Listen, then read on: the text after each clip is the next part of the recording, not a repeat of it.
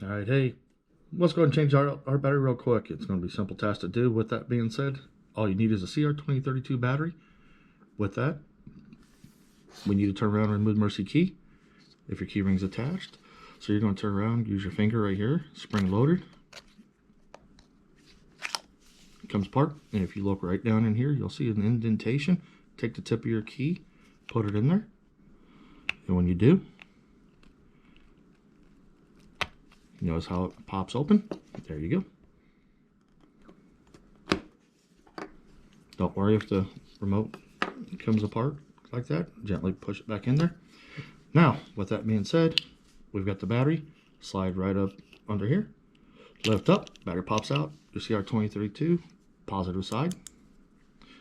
We're going to turn around, put it back in.